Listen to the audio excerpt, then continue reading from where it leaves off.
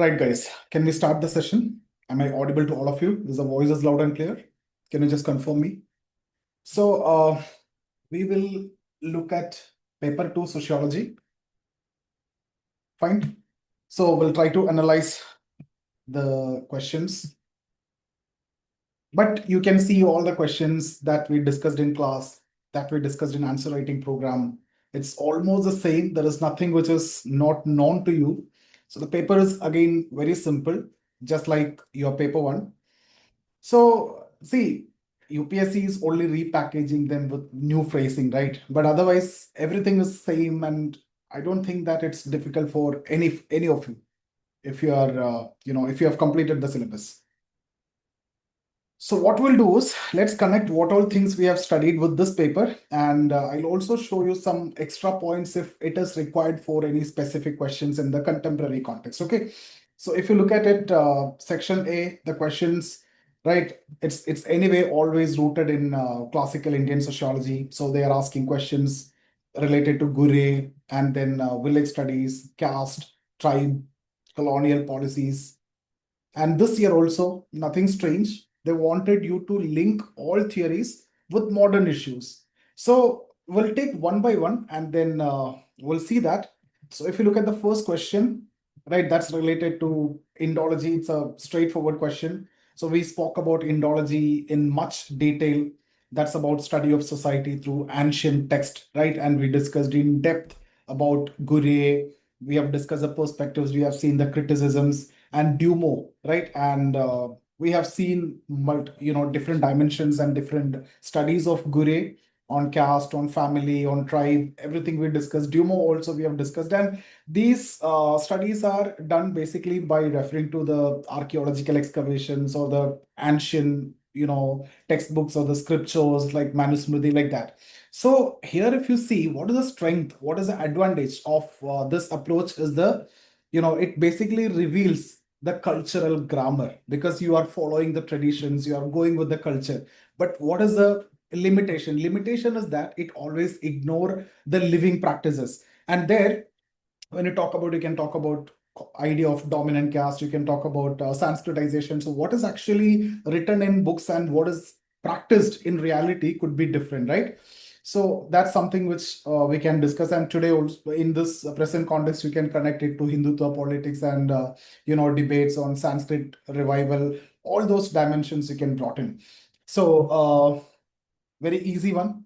Again, straightforward. Next one, if you see modernization of Indian tradition. So Yogindra Singh work directly, asked here. So we discuss tradition don't disappear, right? So they normally adapt. So we have seen how, we have adapted to the changes and everything. So even if you look at examples like rituals like marriage still exist, right? So various rituals of marriage still exist. Various religious rituals are still exist, but with modern flavors. Like even when you talk about marriage, destination weddings, and online pujas, all those we can discuss. The factors like globalization, you can discuss education, you can discuss the factors, right? And then technology. So that's exactly what UPSC wanted. So justify that Indian traditions are modernizing and discuss its contributing factors. So the factors are very clear, whether it is globalization, whether it is education, whether it is technology, whether it is social media, whatever you can bring in. And then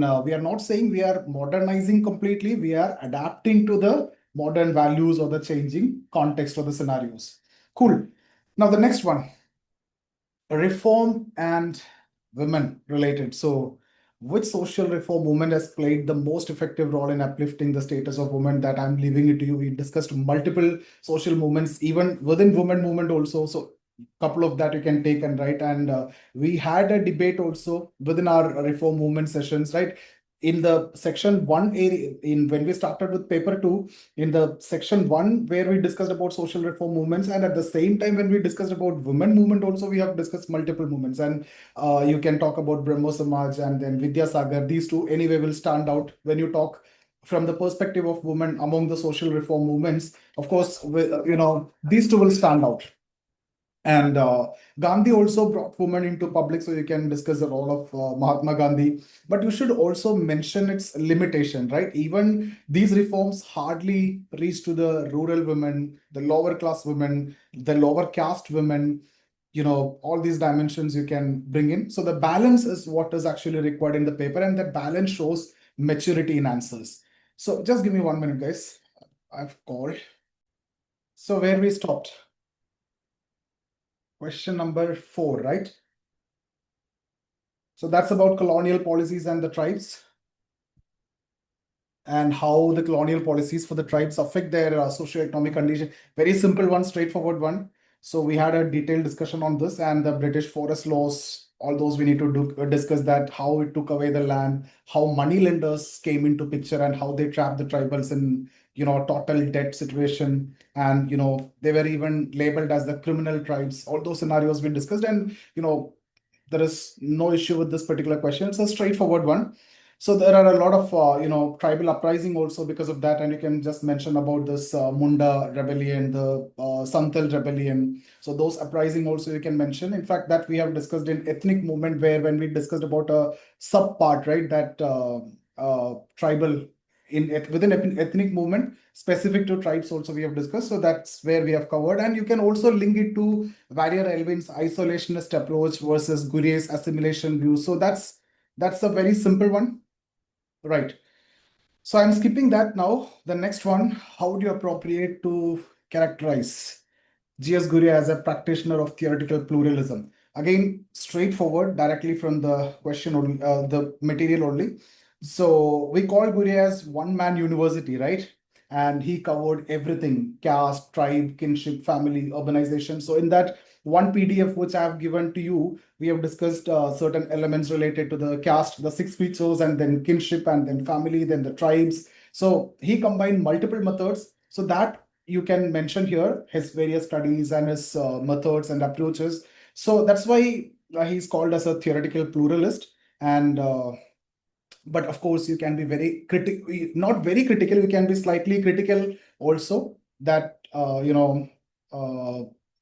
we anyway in general discussed in Indology. So the main criticism is when you go like this, it lacks depth, right? So his analysis lacks that theoretical depth. That's something which you can mention. And then practical reality mismatch, that you can mention. But there should not be any repetition with the first question that you have written. That's the because the first one was also related to Indology. So now you are specific to Ghurye.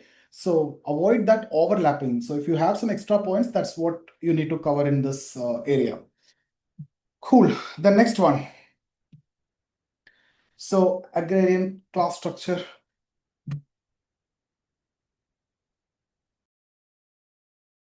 Sorry, guys, got stuck in the call. So where we are here, right? So question number 2. Now the first one, this already we discussed. It's a straightforward question again. So there's again a continuity and change related aspect. So orthogenetic means the change from within, and we discussed in detail one session completely I spent for this. And then caste subdivision, Sanskritization, all you can bring in here.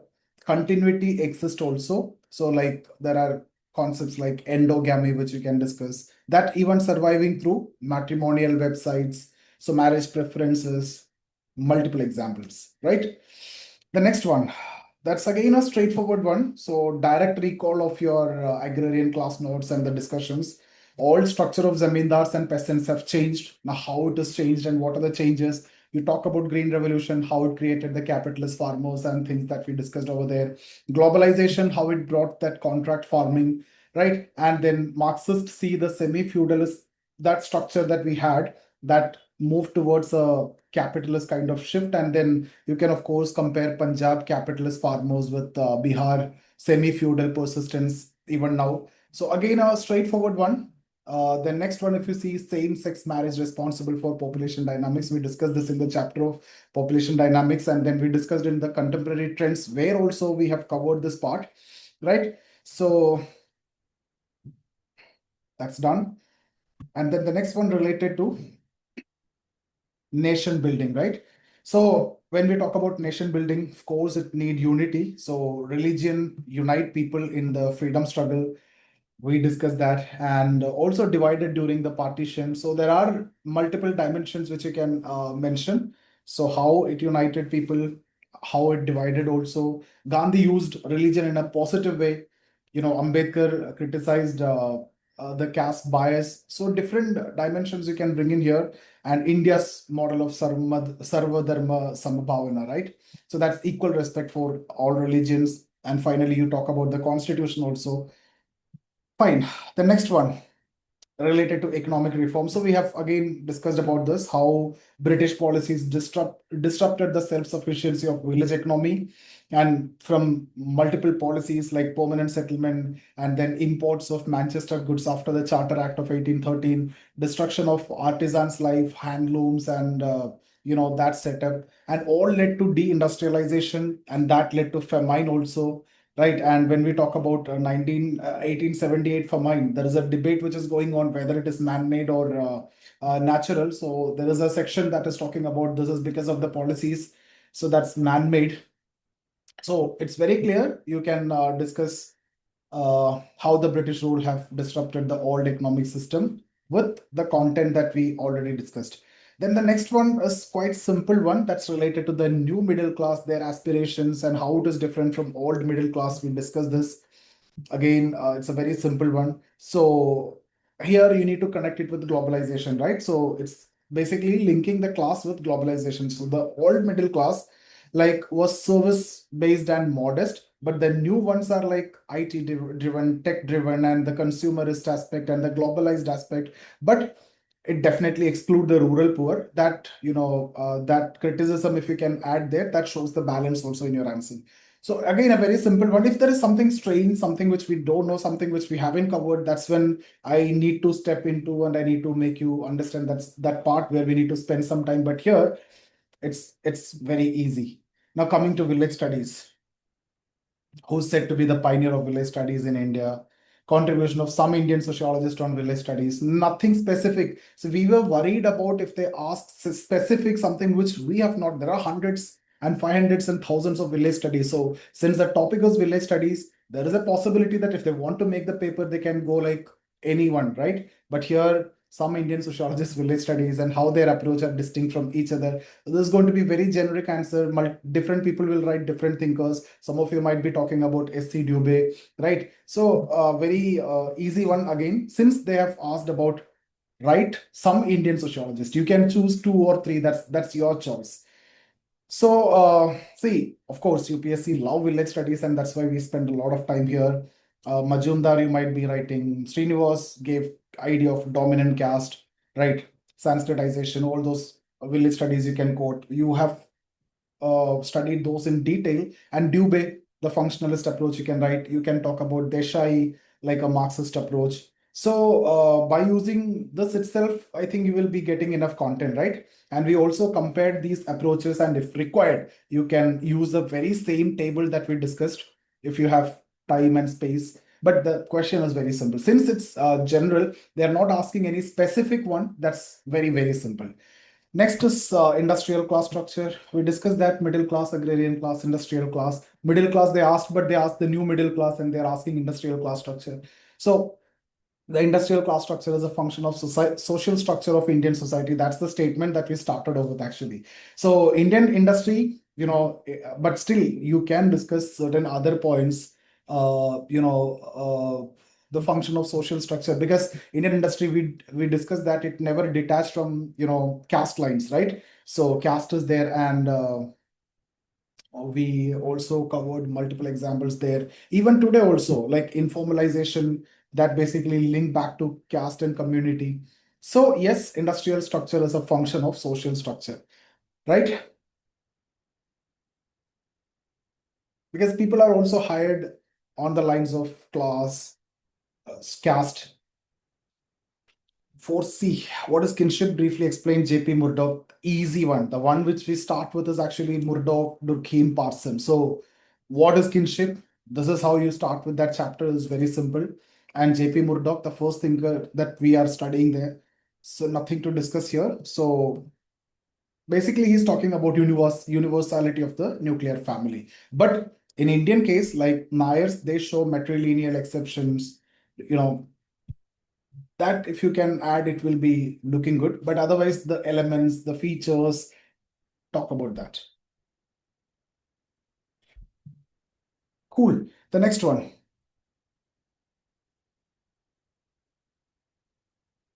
Again, see, land transfers when we talk about hollow out the cultivator class, right? So non-cultivator owning land, that means peasants get displaced, exactly what we studied in, this Telangana peasant struggle. So that dimensions which we can bring in,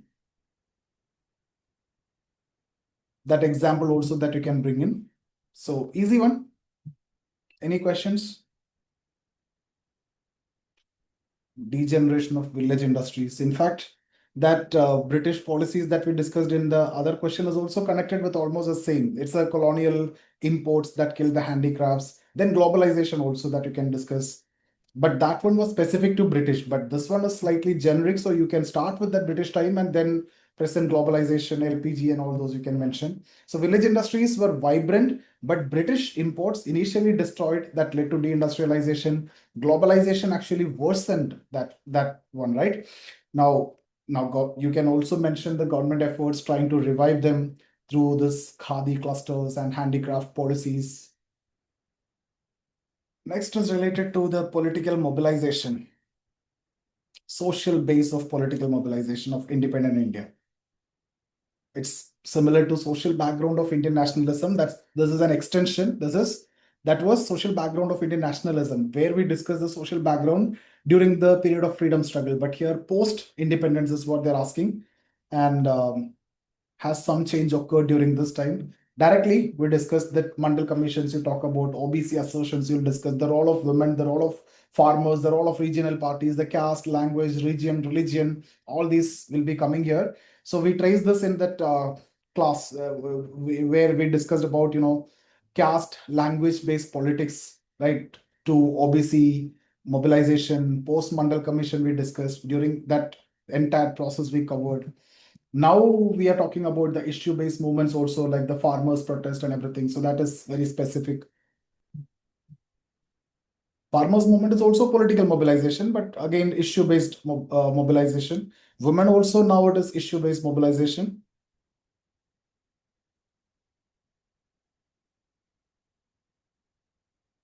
Major problems faced by the labor migrants while working in informal sector. Direct. So see again, low wages, unsafe housing, no welfare, options, that COVID-19, how it exposed to the vulnerabilities and how people didn't get this, treatments, all those. That with that example itself, we actually covered. Then child labor. Do you think that the law has been able to abolish child labor in India? We know the law, we know the facts and everything. We discussed this. This is a separate topic in the syllabus, so we covered it. So I don't think that you need a discussion here. Now you need to bring in your perspective. You can talk from multiple perspectives. You can talk about various law, right to education, CLPRA, whatever, and how it is still persisting, the reasons, poverty, informality, and other things, right? And then UNICEF data we discussed, millions of child workers, all those, right? So despite strong laws, poverty sustains, child labor will be there. So yeah, if you can use the data, it will be really good in this case. In what respect have the constitutional provision changed the socio-economic and political condition for scheduled caste and scheduled tribes in India? We discussed this again, right? So you talk about Article 17, Article 46, reservation in jobs, in politics, right? And then the change in literacy in terms of representation, but still the challenges in terms of atrocities, tribal displacement. Cool. So this is a straightforward question from, the topic that we covered in caste and then inequality, that module. So the thing is that you need to always balance the achievement, but at the same time, the persistent challenges. One minute, guys. So where we were, next is urbanization related. Direct, right? Trend of urbanization, the same question, same material. Do you think industrialization is the only precondition of urbanization? No. Give your argument. So it's not just industry, but IT, services, education, right? All these factors we discussed. You can talk about examples like Bangalore, Gurgaon, right? So, but along with that, you can discuss the issues like slums, pollution, right? And then inequality, all those. So basically, UPSC want you to break the stereotypes. So urbanization is not just about industrialization. We discuss the same statement. It is not only about industrialization. In India, when we talk about IT hubs and service clusters, right? All those. Next, I think direct again. Measures you suggest to prevent the caste conflict. Direct question from the chapter of caste conflict we discussed. Tribal conflict and caste conflict we discussed is straightforward, direct one. There we discuss the answer. So, do you want me to discuss? You talk about stronger laws, SC/ST Atrocities Act, promote intercaste marriages, education, awareness. So here solution matters, right? What measures you suggest? Separately, I've discussed and given the solutions. Just mug it up and reproduce the same. You just mentioning schemes like Ambedkar's, intercaste marriage incentives that can add depth also. Next is related to aged support system in Indian society for the aged. One question from aged, one question from slum, one question from these conflict. All we expect. So suggest measures to curb down the challenges before caregivers of the aged. So what all things you'll mention? You'll talk about family here, you'll talk about kinship here, you'll talk about pensions, you'll talk about role of NGOs, feminization of aging you'll discuss, nuclear families role you'll discuss, right? Globalization you will discuss, the healthcare aspect you need to discuss, the community centers you need to discuss. So you remember Kerala's aging case study that we discussed, the shrinking families, feminization of aging, right? And then you need to pair with private public support that will add more value to it. Educational development is the only panacea for countries' all ills and evils.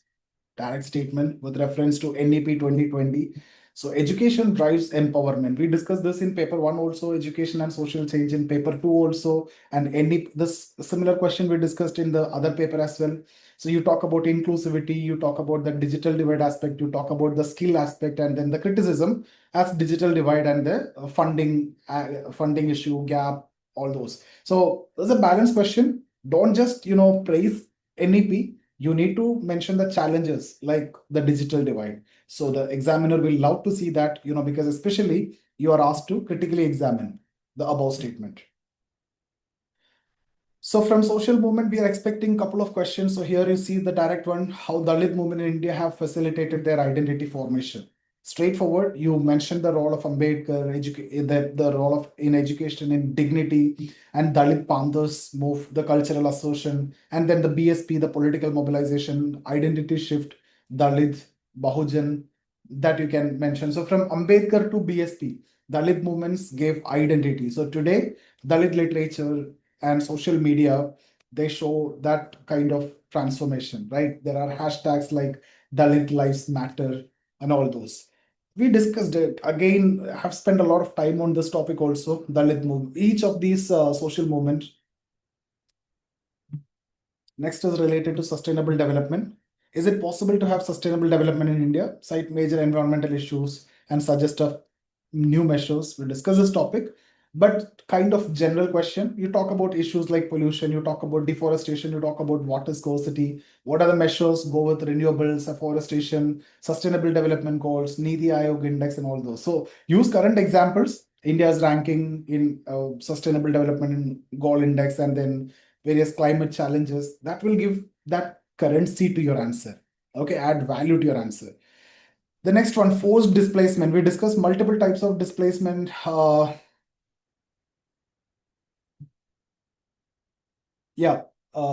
factor, push factor, forced displacement. So forced displacement of laborers have caused their deprivation and resultant inequalities during the recent past years. So the reasons we discussed, the developmental projects like the dams, special economic zones, mining, that displace the poor. And you need to settle them not only economically, emotionally, psychologically, socially, and all those is required. And this can lead to poverty, it can lead to inequality.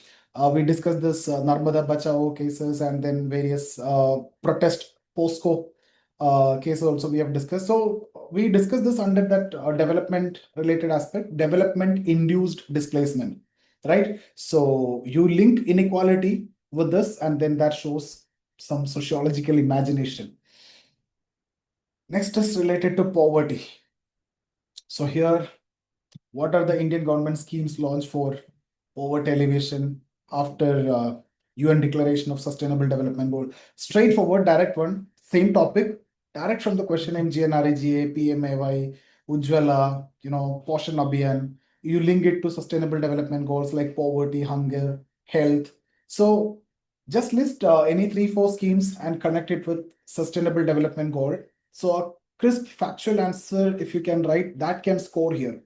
Not much sociological understanding is required here, right? So paper is manageable. Maybe it will be time consuming, but it's very, like, everything is known to us. It looks tough, it looks lengthy, but manageable. So they are looking for conceptual clarity. You need to add thinkers, and you're getting a lot of opportunities for that.